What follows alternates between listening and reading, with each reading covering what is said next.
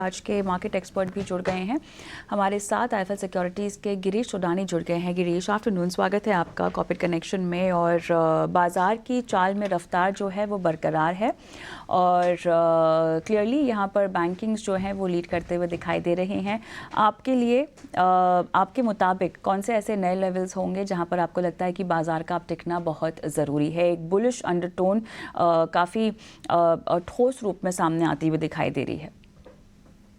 देखिए, रैली को तो हम डेफिनेटली एंजॉय कर ही रहे हैं, क्योंकि कुछ सेक्टर्स ऐसे हैं जो स्पेसिफिकली थोड़ा-सा कम मूव कर रहे थे। जैसे हम प्राइवेट बैंकिंग के ऊपर ही बात करें, तो हमने देखा था कि पिछले 1 क्वार्टर के अंदर बैंकिंग ने काफ़ी लो परफॉर्मेंस दिया था।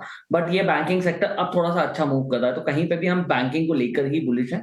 रियलिटी सेक्टर ने ऑलरेडी एक अच्छा परफॉर्म कर लिया था, तो थोड़ा बहुत प्रॉफिट बुकिंग है, यूजुअली हम देख ही रहे हैं। तो एक स्टेबिलिटी आ जाएगी, उसके बाद वो एक सेक्टर भी फोकस में जाएगा। बट अपार्ट फ्रॉम दैट, अगर हम बैंकिंग सेक्टर के ऊपर बात करें, तो 74,400 का लेवल क्लोजिंग बेसिस पर बहुत ही स्ट्रॉन्ग सपोर्ट पूरी तरीके से रखेगा। बट कहीं पे भी अगर ये 49,000 का लेवल अगर टूटता है, तो हमारा जो नेक्स्ट सपोर्टिंग लेवल है वो 48,550 का है। अगर ये लेवल कंटिन्यू बरकरार रहता है, तो हम फर्दरली भी नए लेवल्स को देखेंगे। तो ये रहा बैंकिंग को लेकर। अगर हम निफ्टी की बात करें, क्योंकि हम निफ्टी को बहुत स्ट्रांगली मेजर करते हैं हमारे मार्केट रैली को लेकर, तो कहीं पे भी 22,500 का जो लेवल है वो स्ट्रांगली सपोर्ट कर रहा है। उसके बाद का जो लेवल आएगा वो 22,400 का लेवल रहेगा। ये अहम लेवल्स यहाँ पर आपको आते हुए दिखाई दे रहे हैं। लेकिन अब ये जो बैंकिंग स्पेस में, क्योंकि जो शुरुआती नतीजे होते हैं गिरीश वो आ चुके हैं, और जिसमें हम देख रहे हैं कि आईटी और बैंकिंग क्षेत्र के नतीजे, जो पहला चरण होता है नतीजों का, उसमें बहुत ज़्यादा फोकस होता है। अब इनके नतीजे आ चुके हैं। अब ये बताएं, आईटी और बैंकिंग पैक में किसी को अगर नतीजों के दम पर कोई पोजीशन बनानी हो और शॉर्ट टर्म का नज़रिया हो, तो कहाँ पर ट्रेड किया जा सकता है? देखिए, आईटी की सस्टेनेबिलिटी के ऊपर थोड़ा-सा इश्यू रहेगा, क्योंकि हम काफ़ी बार इस टॉपिक के ऊपर बात कर चुके हैं कि आईटी अपने बेसिकली पूरा का पूरा सेक्टर रीस्ट्रक्चरिंग के दौर पे गुज़र रहा है। इनका ऑपरेशनल कॉस्ट, ऑपरेशनल इम्प्रूवमेंट्स काफ़ी तेज़ी से चल रहे हैं। जैसे कि हमने आईसीएल टेक का ही एक रिजल्ट देखा है। आईसीएल टेक में कहीं पे भी उन्होंने जो फाइनेंशियल ईयर 25-26 की जो एक्सपेक्टेशन रखी है, वो 3 से 5% के ग्रोथ की रखी। तो कहीं पे भी आईटी को लेकर अभी हमारी स्टेबिलिटी शायद थोड़ी-सी कम रहेगी। हम चाहते हैं कि एक बार थोड़ा-सा प्रेजेंटेबिलिटी और आए, एक अच्छा स्ट्रॉन्ग प्रपोजिशन निकल के आए in the term of results, और स्पेशली जो एट्रीब्यूशन रेशियो रहते हैं वो थोड़े से कम रहते हैं।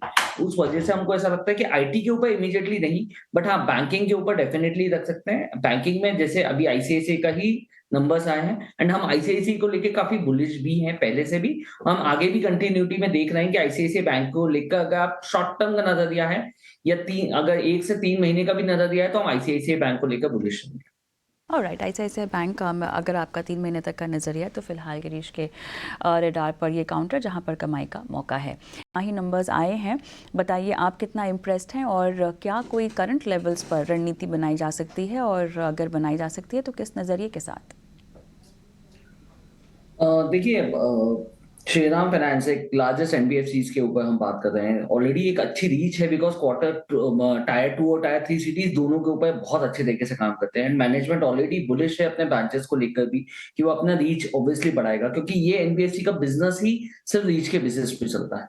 तो मेजरली श्रीराम फाइनेंस का स्ट्रक्चर काफी स्ट्रॉन्ग है। अगर अर्निंग यील्ड की भी बात करी जाए, तो 7.87% आ रही है। स्ट्रॉन्ग रिटर्न ऑन इक्विटी भी है, बिकॉज 20% से ऊपर चल रहा है। और नेट प्रॉफिट में भी ऑलरेडी काफी इंप्रोवाइजेशन है। एयूएम में भी कंपनी का एक्सपेक्टेशन यही है कि कहीं पे भी 50 से 52% की growth year on year basis पे एक्सपेक्ट कर रहा है। एंड लास्ट अगर फाइनेंशियल ईयर रिजल्ट्स भी देखें, तो वो कहीं ना कहीं एक्सपेक्टेड आ ही जाता है। तो स्ट्रक्चर स्ट्रांग है। एंड अगर हम लास्ट 1 ईयर के रिस्पॉन्स के ऊपर भी देखें कि जो कंपनी ने या स्टॉक्स ने जिस तरीके का परफॉर्म करा है, तो 87% का अप्रोक्सीमेटली ग्रोथ आई है 1 ईयर के टाइम फ्रेम के लिए।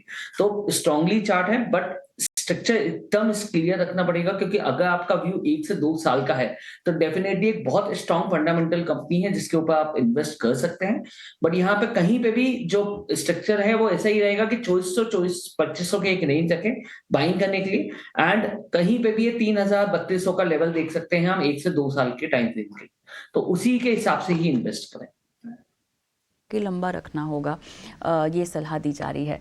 आगे बढ़ते हैं। बीएसई के शेयर में तेज़ गिरावट देखने को मिल रही है। रेगुलेटरी फीस के मामले में सेबी ने प्रीमियम की बजाय यहां पर नोशनल टर्नओवर पर फीस का आदेश दिया है। पूरी खबर हमारे सहयोगी सौमित सरकार समझा रहे हैं।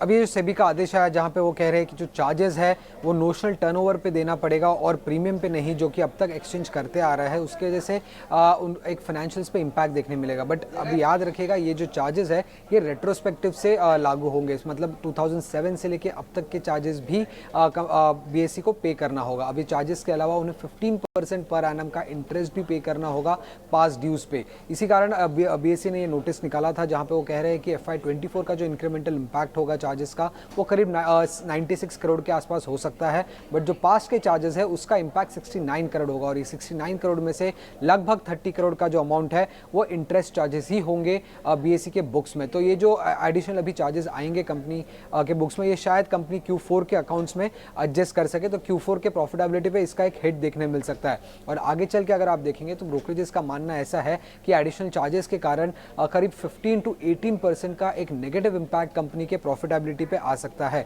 और ये चार्जेस एक्चुअली में ज़्यादा भी हो सकते हैं क्योंकि अभी हाल ही में हमने देखा था बीएसई अच्छा खासा मार्केट शेयर गेन कर रहा था, तो इसी कारण जो एक्चुअल इम्पैक्ट होगा चार्जेस का ये ज़्यादा भी हो सकता है बीएसई की बुक्स में। अब क्या ऑप्शंस है बीएसई के पास इस चार्जेस को लेके? पहले तो वो सेबी के पास एक अपील कर सकते हैं कि पास ड्यूज को वो वेव ऑफ कर दे, बट आगे के जो चार्जेस उन्हें पे करने हैं उस पर कोई शायद वेवर नहीं मिलेगा, तो इसका जो इम्पैक्ट है वो प्रॉफिटेबिलिटी पे ज़रूर देखने मिलेगा। बीएसई के पास एक ऑप्शन ये है कि वो अपने जो चार्जेस है वो पास ऑन कर दे कंज्यूमर्स को, क्योंकि हाल ही में अगर आप देखेंगे तो एनएसई के जो चार्जेस है वो 40% ज़्यादा है बीएसई के सामने, तो बीएसई के पास वो हेडरूम है चार्जेस बढ़ाने का। अभी वो करीब 210 रुपये की तरह चार्ज कर रहे हैं, तो इसको वो बढ़ा के इजीली 300 तक कर सकते हैं, और अगर उन्होंने 300 तक कर दिया तो फाइनेंशियल्स पे इम्पैक्ट इसका नेग्लिजिबल होगा, बट वॉल्यूम्स पे ज़रूर इम्पैक्ट देखने को मिल सकता है, ऐसे ब्रोकरेजेस का मानना है। अब एमसीएक्स को भी अगर आप देखेंगे तो एक सिमिलर नोटिस मिला था बीएसई के सेबी की तरफ से, बट ब्रोकरेजेस का मानना ऐसा है कि जो इम्पैक्ट होगा कंपनी के फाइनेंशियल्स पे वो करीब 4 करोड़ के आसपास होगा FY25 में,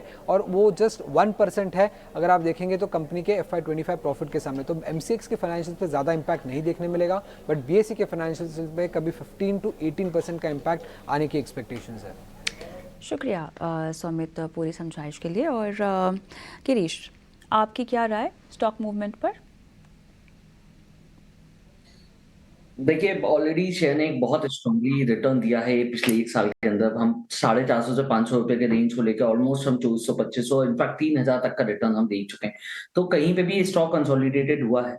बट बिकॉज ये थोड़ा सा प्रेशर में इसलिए भी क्योंकि काफी एजेंसीज ने इसके ऊपर एक नेगेटिव फीडबैक दे दिया या उनके टारगेट्स घटा दिए हैं, तो कहीं पे भी वो भी एक प्रेशर डेफिनेटली देखने को मिलता है।